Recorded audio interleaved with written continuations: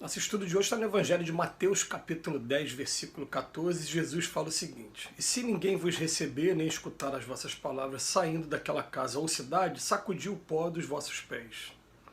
Emmanuel vem comentar na lição 71 do Pão Nosso, sacudir o pó. Os próprios discípulos materializaram o ensinamento de Jesus sacudindo a poeira das sandálias em se retirando desse ou daquele lugar de rebeldia ou impenitência. Todavia, se o símbolo que transparece da lição do Mestre estivesse destinado apenas a gesto mecânico, não teríamos nele senão um conjunto de palavras vazias. O ensinamento, porém, é mais profundo, recomenda a extinção do fermento doentio.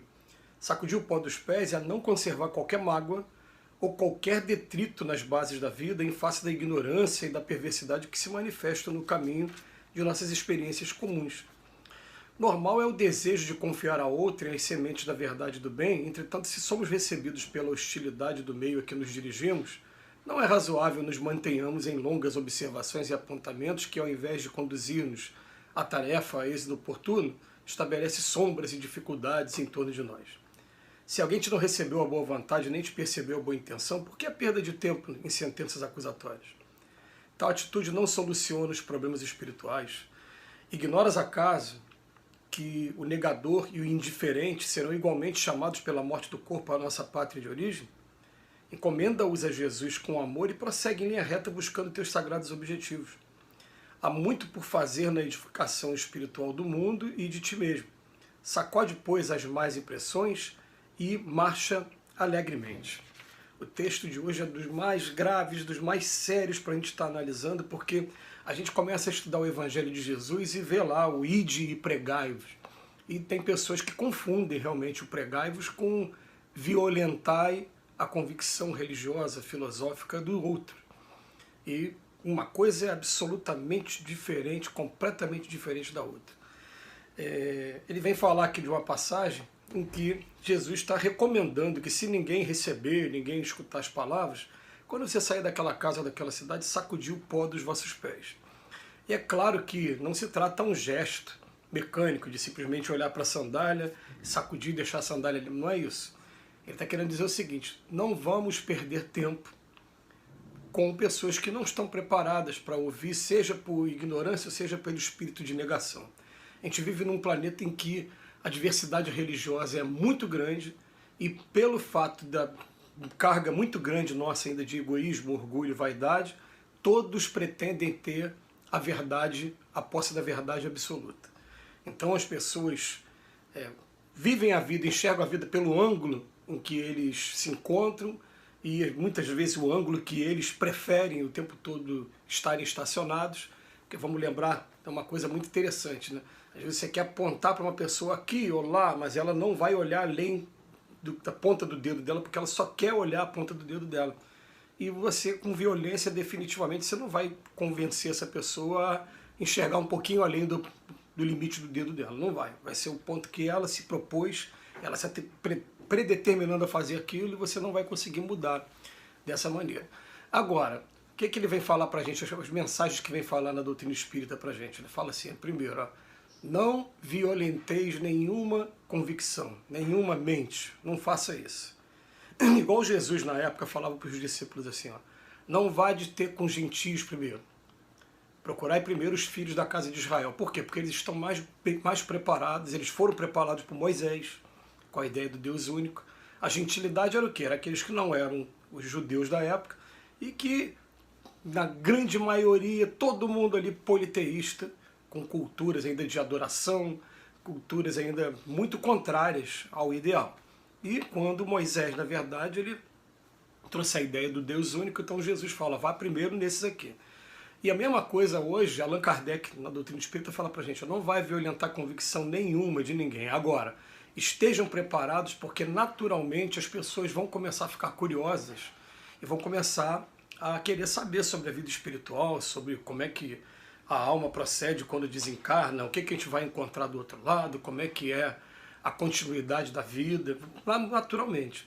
Então ele fala simplesmente, dentro da sua casa tem alguém que não quer te ouvir, deixa a pessoa daquele jeito mesmo, continua fazendo a tua tarefa, até porque a frase que mais marcou, pelo menos para mim, com relação a esse tema, fala assim, aquele que realmente já se compenetrou do tamanho do trabalho que se tem a fazer, não vai perder tempo em contendas, em discussões que são contendas, na maioria das vezes, estéreis, inúteis, não vai levar a lugar nenhum. Eu me lembro aqui de alguns exemplos, todo mundo vai ter os seus exemplos, eu vou trazer alguns exemplos aqui comigo também. Eu me lembro, por exemplo, de uma pessoa que uma vez pegou o meu Evangelho segundo o Espiritismo emprestado. Essa pessoa é da igreja presbiteriana. E ela veio com todo carinho, você é espírita, eu tinha curiosidade de saber como é que o espírita enxerga, como é que é a visão do espírita, você me ajuda então, né? Pode me prestar o Evangelho? Eu falei, pois você está pegando um livro que para mim é um livro terapêutico, eu preciso dele todos os dias, mas eu vou te prestar. É claro que eu fui lá depois no centro espírita e peguei um outro, emprestei o meu para ele e peguei um outro emprestado. Aluguei um outro exemplar para ficar em casa, né? Nessa época a gente nem usava ainda os PDFs ainda, já tem algum tempo, não tinha esse recurso todo tecnológico, ou se tinha a gente não conhecia, não utilizava. E essa pessoa ficou um mês com o meu livro, um mês e pouco, até que eu encontrei com ela e falei, ué, o meu livro, o que você achou? Você leu? Gostou? E ela falou para mim assim, eu não concordei não. E ela, na verdade, ela não passou dos primeiros capítulos, né? Não chegou a ler nem o primeiro capítulo todo, o segundo. E quando ela veio discutir comigo, eu falei, então olha só, com todo respeito, você não fica chateada, não fica magoada comigo de jeito nenhum.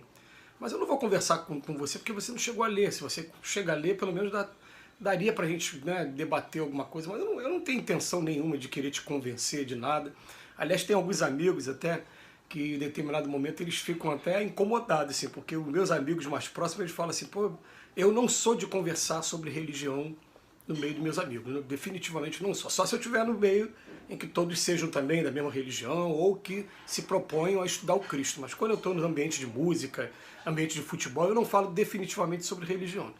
Aí teve uma vez que a pessoa veio me perguntar, a iniciativa foi da pessoa, o que você acha disso e disso? Na minha opinião é isso, isso e isso. Mas eu penso assim. Eu falei, meu amigo, eu não tenho intenção nenhuma de te convencer ao contrário do que você está pensando. Mas você me pediu uma opinião, estou dando minha opinião. Fico com a sua opinião, eu fico com a minha. Contanto que a gente se respeite, a gente se ame, ótimo. Né? Agora já tem um exemplo de uma pessoa que ela pegou o livro dos Espíritos emprestado comigo. Não, minto, não foi comigo. Ela pegou de uma outra pessoa. Leu o livro dos Espíritos todo e veio conversar comigo sobre o livro dos Espíritos depois. Então, quando ela veio conversar comigo, aí ela falou, olha, eu li o livro dos Espíritos, gostei muito da terceira parte, das leis morais, mas a ideia da reencarnação, ela não desce de jeito nenhum. E eu conversando com ela, ela leu, porque ela falou de sonhos, falou de alguns capítulos que a gente sabe que a gente conhece no livro dos Espíritos, ela realmente leu. Então, com essa pessoa, carinhosamente, a gente até arrisca alguma conversa, mas não vai entrar nada aprofundado, porque a pessoa, né, não é o interesse da pessoa, não chegou o momento da pessoa. E o que acontece, quando a gente pega aqui o texto com o Emmanuel, o que o Emmanuel fala? Olha só, essas pessoas que são os negativistas, ou por ignorância, ou negativista, ela também vai chegar o momento em que ela vai desencarnar, ela vai chegar do outro lado da vida também, vai ver como é que é, e vai ficar falando, caramba, eu especulava que fosse dessa maneira ou dessa maneira. Aliás, gente, olha só, nem nós mesmos a gente tem essa certeza toda de como vai ser a vida do outro lado, não, porque a bibliografia espírita, ela fala de tantas opções diferentes, ela vem falar pra gente sim, no momento da morte são 3 os sentimentos que vão estar animando a pessoa que está morrendo, né? Se ela for cética, vai ser dúvida. Se ela for um criminoso, vai ser medo. Se ela for um homem de bem, esperança. Mas a gente vai ver livros, por exemplo, como o do André Luiz, no nosso lá, que ele teve que passar uma região umbralina durante 8 anos, e vai ver um livro, por exemplo, E a Vida Continua, também do André Luiz, que a senhora não passou por região umbralina nenhuma. Ela dormiu num hospital, acordou no outro hospital, já do outro lado da vida. Então a gente vai ver que a desencarnação é diferente para todas as pessoas, cada um de acordo com o seu mérito, com o seu desapego, com a sua visão de vida. Ela vai ter um momento diferente. Então nem nós, que às vezes pretendemos ser os donos da verdade, muitas das vezes, a gente tem que acabar com isso. Ninguém é dono da verdade, por isso que Jesus fala pra gente, segue o conselho, não vai para os primeiros lugares não, fica nos últimos, porque é melhor que alguém chame, vem cá, eu te chame para vir para frente, do que você ser convidado a sair daqui que esse lugar não é teu não, vai lá para trás. Então vamos colocar um pouquinho mais de humildade, né? E vamos colocar aquela posição assim, eu quero ser útil, eu quero ajudar, mas em primeiro lugar, acima de qualquer coisa, antes de qualquer questionamento doutrinário, eu tenho que colocar na minha cabeça que amar ao próximo é a principal meta. Se eu desrespeitar a religião, a convicção filosófica religiosa daquela pessoa, eu estou praticando tudo contrário ao amor ao próximo. Que Jesus nos abençoe hoje e sempre.